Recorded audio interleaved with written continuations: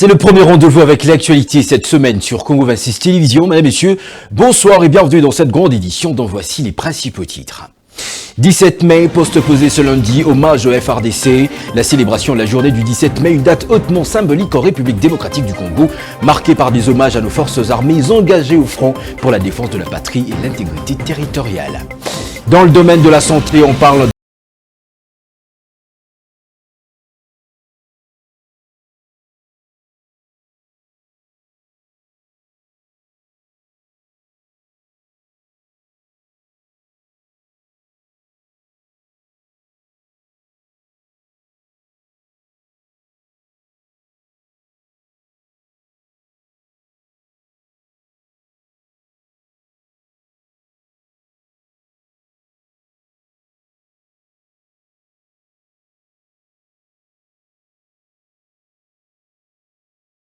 à Kinshasa pour cette cérémonie de distinction honorifique consacrée à des filles de notre pays qui, loin de la terre de leurs origines, ont su faire honneur à la République démocratique du Congo par leur parcours, leur engagement et leur réussite.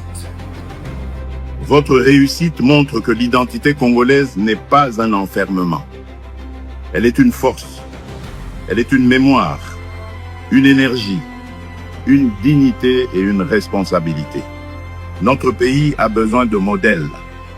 Notre jeunesse, celle qui vit ici comme celle qui grandit au sein de la diaspora, a besoin de repères forts.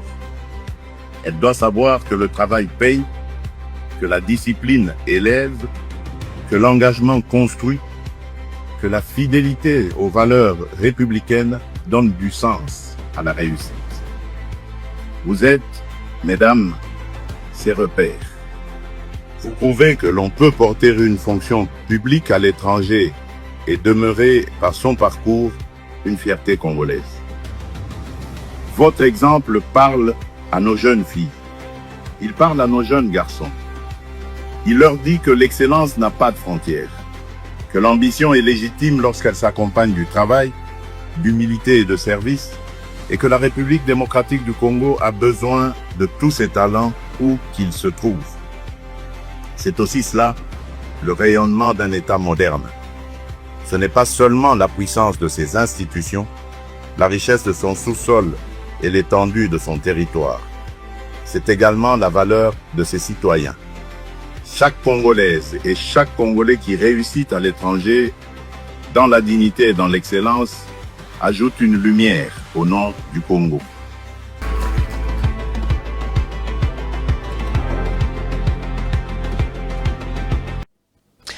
Initialement célébrée le 17 mai, la journée de la Révolution et des forces armées de la République démocratique du Congo a été commémorée ce lundi 18 mai en raison du report décidé par le gouvernement, le 17 mai étant tombé un dimanche. Pour marquer cette journée, le ministre de la Défense est rendu au mémorial du soldat au rond-point Fort Escom dans la municipalité Gombe. Il y a rendu un hommage aux militaires engagés au quotidien pour la sécurité et la paix de la République démocratique du Congo. Suivez.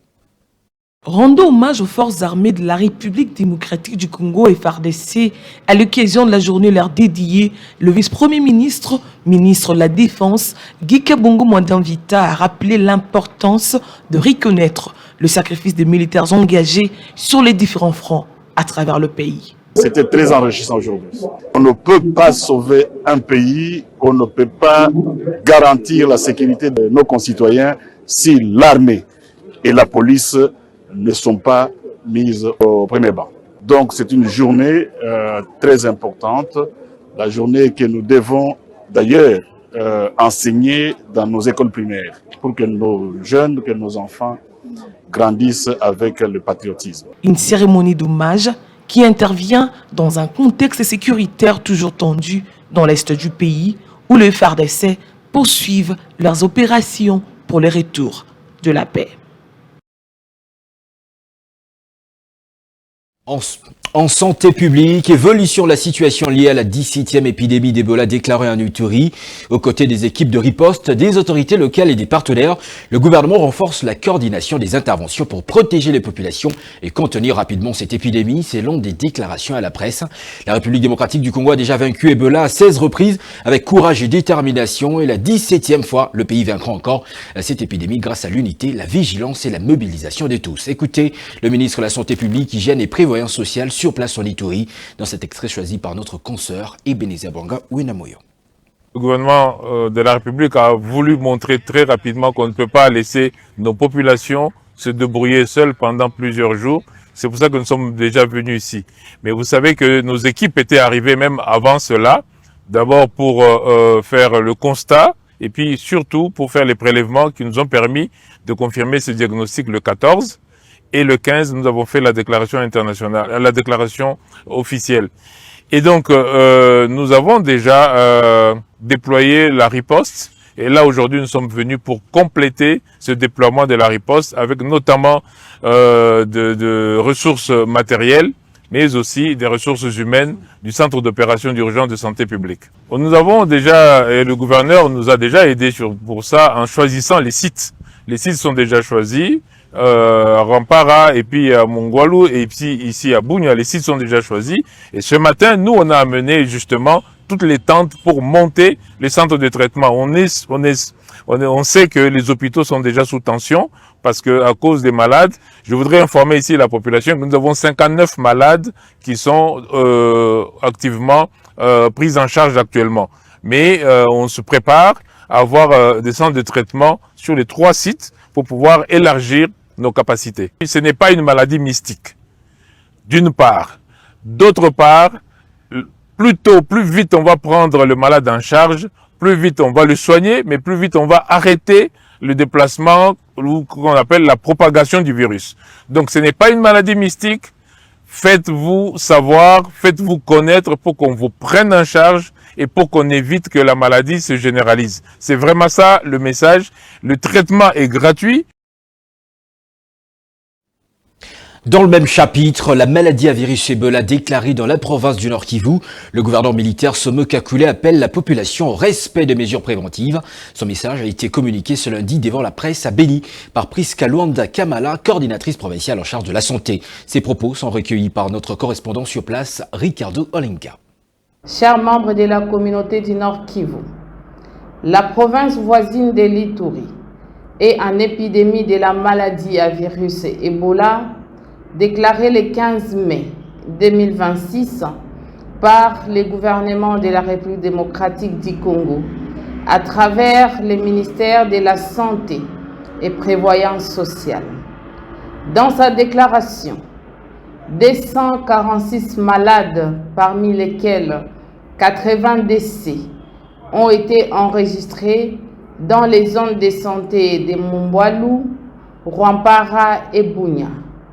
Les résultats des analyses au laboratoire de l'INRB Kinshasa ont relevé qu'il s'agit d'Ebola des souches Boudibunju. Les malades suspects en provenance des milieux touchés sont déjà identifiés avec des signes de cette épidémie dans certaines zones de santé dans notre province. Ainsi, le gouverneur de province appelle la population au calme et à la vigilance, car nos équipes techniques sont à pied d'œuvre pour des actions nécessaires. Au Parlement, cette fois-ci, une proposition de loi portant principes fondamentaux relatifs à la recherche scientifique et technologique en République démocratique du Congo a été présentée vendredi au cours d'une plénière conduite par le deuxième vice-président de la Chambre basse du Parlement, Christophe Mbosso. Après examen et débat, cette proposition de loi a reçu un avis favorable des élus du peuple. Trésor Kanitambi Koma pour les détails, lui qui était sur place pour le compte de Congo Assise Télévision.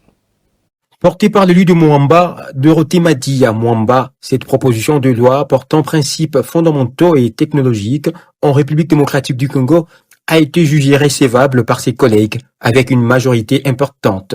Peu avant, dans son exposé de motifs, l'honorable Madia a rappelé que le secteur de la recherche scientifique reste régi par l'ordonnance loi numéro 82-040 du 5 novembre 1982 portant organisation de la recherche scientifique et technique, ajoutant que ces textes avaient notamment pour objectif de regrouper sous l'autorité du ministère de la Recherche scientifique les centres et instituts de recherche du pays, tout en assurant la coordination des activités scientifiques et techniques sur l'ensemble du territoire national. Ce cadre légal qui existe depuis plus de 4 décennies a démontré ses limites, selon Dorothée Madia, qui l'accuse d'une manque de vision claire du secteur ainsi que de certaines incohérences qui ont freiné le développement scientifique et technologique du pays. Cependant, un constat a été dressé devant l'Assemblée, présentant le système congolais de recherche scientifique comme inadapté aux exigences contemporaines.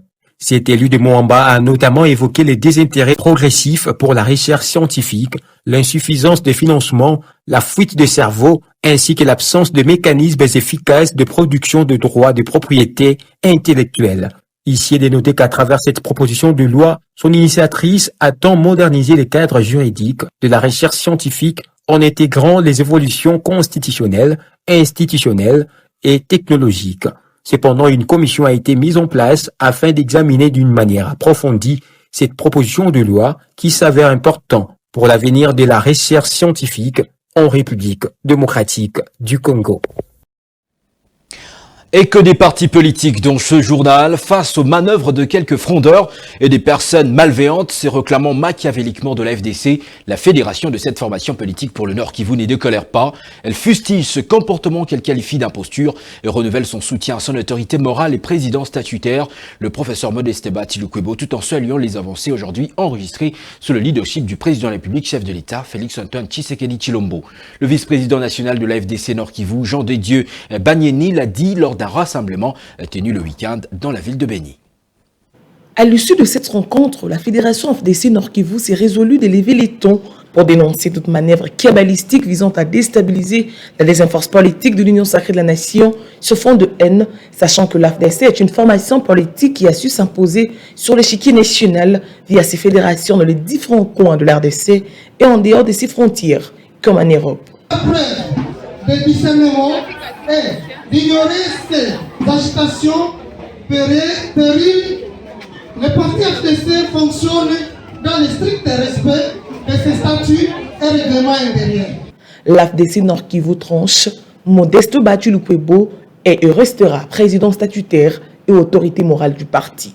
L'AFDC, parti politique cher à l'honorable sénateur, professeur Batilukwebo Modeste, autorité morale, initiateur et président statutaire, est régi par des textes légaux, notamment les statuts et les règlements intérieurs. Et donc, toute position officielle ne doit émaner que des canaux de communication accrédités. À cet effet, l'AFDC Nord Kivu rejette toutes les déclarations inopportunes émises par des individus prétendant à désavouer l'honorable sénateur professeur Bati, dont la légitimité découle de nos textes statutaires et de la volonté écrasante de nos membres. Il s'agit, selon le vice-président national de l'AFDC en charge du Nord Kivu, d'une campagne d'acharnement orchestrée par des usurpateurs et imposteurs. Toutefois, elle ne change rien à l'engagement du parti dans sa mission aux côtés du président de la République, Félix-Antoine Tshisekedi. Mais ces individus sont des imposteurs, manipulés, recrutés dans les rues de Béni, juste pour nuire et terrir l'image de notre organisation et celle de son autorité morale, initiateur et président statutaire, l'honorable sénateur, professeur Batilukwebo Modeste. Nous nous réservons le droit d'engager des poursuites judiciaires à l'encontre des auteurs et commanditaires de cette usurpation. À réduire que ces stratagèmes prouvent à suffisance que le détracteur de l'AFDC agisse par procuration pour nuire à l'image de son autorité morale. Toutefois, l'homme demeure derrière la vision du chef de l'État et lui réaffirme son soutien indéfectible pour une République démocratique du Congo plus forte, unie et répondant aux besoins de son peuple. Drame à l'église Shekinah Tabernacle, le violent incendie qui a ravagé dimanche 17 mai 2026 le temple et autres bureaux de cette église située dans la municipalité Matete à Kinshasa se serait déclaré depuis 4 heures du matin selon les services anti-incendie. Il aurait été causé par un contact entre l'énergie générée par les panneaux solaires et celui de l'ASNEL. Toutefois, les équipes anti-incendie affirment avoir été contactées seulement aux environs des 7 heures du matin. Le constat effectué sur place reste alarmant, hormis quelques objets sauvés, notamment la chaire de l'église. Tout le reste a été réduit en cendres, un motif de remerciement à Dieu par le conducteur de cette église pour avoir sauvé des vies humaines. De l'autre côté, dans la série de nos reportages consacrés à l'état de route à Kinshasa, nos reporters se sont intéressés au tronçon Éthiopie-Victoire dans la municipalité Kasavubu. Cette route est encore l'ombre d'elle-même, malgré plusieurs appels lancés pour sa réhabilitation. Ce sont maintenant des lacs artificiels qui ont empiré son état. Trésor Kané Tambi Koba et Célestin Kalombo-Kabea pour les détails.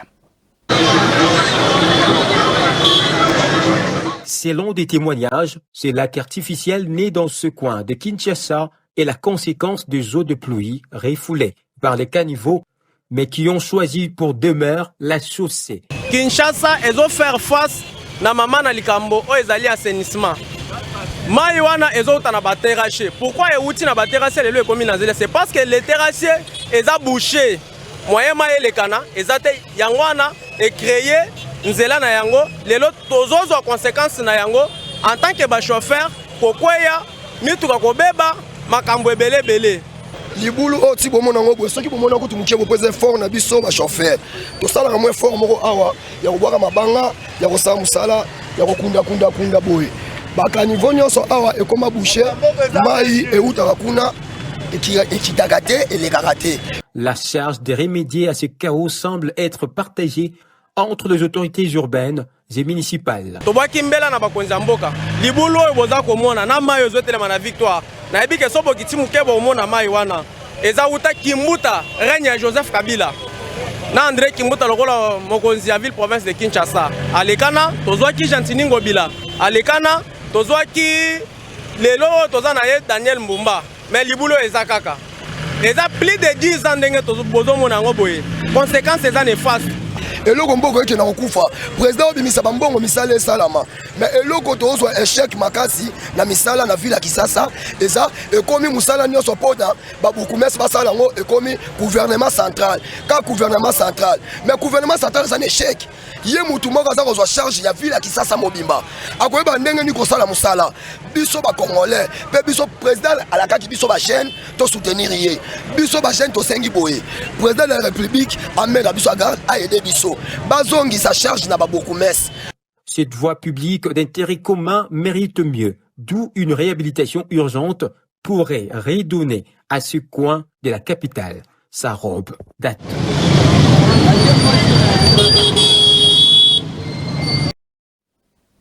Ensemble, unissons nos cœurs pour bâtir le destin de notre nation. Tel est l'essentiel du message de la journée spéciale de la prière pour la nation organisée ce lundi 18 mai à l'Hôtel Hilton à Kinshasa-Gombe devant plusieurs invités de marque dont les sénateurs professeur Modeste Batilou-Kwebo. Une initiative de l'ASBEL, une famille stable pour une nation prospère de Mariam Tiangala Bassélé. Armand Bouka pour le reportage. C'est Dieu qui l'a chanté. Placée sous le signe de la louange et de l'intercession, cette session a réuni des hommes et des femmes de foi autour d'un cri commun. Prier pour la République démocratique du Congo. Le constat est amer. Un pays aux richesses naturelles immenses, mais dont la population vit encore dans la précarité. Un paradoxe qui interpelle les consciences. D'intervenir. Dans la prière, nous allons faire. Esther a prié, ce n'était pas pour elle. Esther a prié pour le souci de sa nation. Esther avait le souci pour tout le monde. Si tout le monde peut avoir des soucis, alors d'ici, là, je crois qu'il y aura un bon résultat. Parce que quand je vois l'histoire d'Esther, j'ai vu Esther en train de risquer sa vie. Pas pour sa famille, pas pour son oncle Mardoché, mais pour toute la vie. Alors, que le Seigneur nous aide à voir des hommes et des femmes qui risqueront pour le bienfait de notre nation. Moment fort de la journée, la présentation officielle et vernissage du livre Congo, lève-toi et agis. L'ouvrage a été mis en vente aux enchères par l'évêque général Kankenza Mwanampo du ministère de la foi abondante. Une initiative qui a suscité un intérêt et permis de mobiliser de ressources pour soutenir les actions sociales de l'ASBEL. Parmi les invités de marque figurait le sénateur Modeste Baatulukwebo. Dans sa réaction à la presse, il a salué la qualité des messages délivrés et exprimé sa satisfaction pour l'ensemble de prises de parole. Aujourd'hui, 18 mai 2026, j'ai tenu à répondre à l'invitation de Madame la pasteur Myriam Tsangala, qui aujourd'hui nous a conviés à une session de louange et de prière pour notre pays, pour que la paix revienne dans notre pays, pour que Dieu porte sa main sur notre pays pour briser le paradoxe d'un pays qui a tout pratiquement sur le plan des ressources naturelles, mais également aussi une population active, mais curieusement un pays qui est classé parmi les plus pauvres du monde. Et donc, il faut prier pour briser ce paradoxe. Et cela est couché dans le livre qu'elle a présenté aujourd'hui au public, son livre qui demande que nous puissions nous lever et agir, nous les Congolais. Et dans ce livre, effectivement, elle prêche pour une nouvelle classe dirigeante, pour un changement de mentalité, pour que Dieu porte sa main sur nous, que nous puissions grandir, que nous puissions sortir de l'esclavage. Et moi, personnellement, j'ai tenu à y répondre et j'en sors très satisfait parce que les enseignements sont très riches et je vais les partager avec les autres. Au-delà de l'événement, le message est clair. La reconstruction de la République démocratique du Congo passe aussi par une restauration des valeurs, de la famille et de l'espérance collective.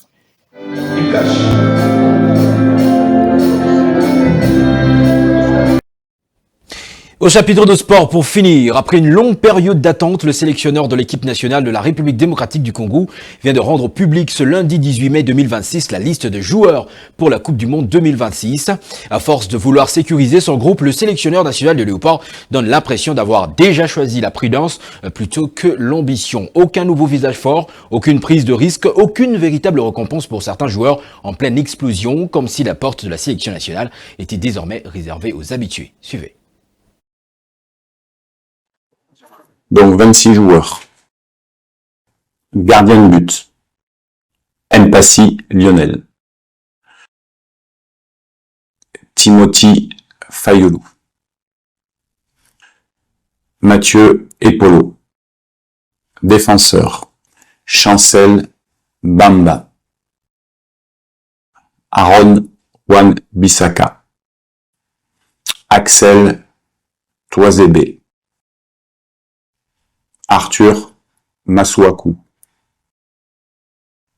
Joris Kayembe. Steve Kapwadi. Rocky Bouchiri. Dylan Patoubinsika. Gédéon Kaloulou. Noah Sadiki. Samuel Mutusami. Edo Kayembe. Ngala Mukao. Charles Piquel. Nathanaël Mbuku. Brian Sipanga. Gaël Kakuta. Meshak Elia. Théo Bomonda. Fiston Mayele. Cédric Bakambu. Simon Banza. Johan Wissa. 26 joueurs. C'est avec ces visages des léopards sélectionnés pour le mondial que nous mettons un point final à ce journal. Revoici ses principales articulations. 17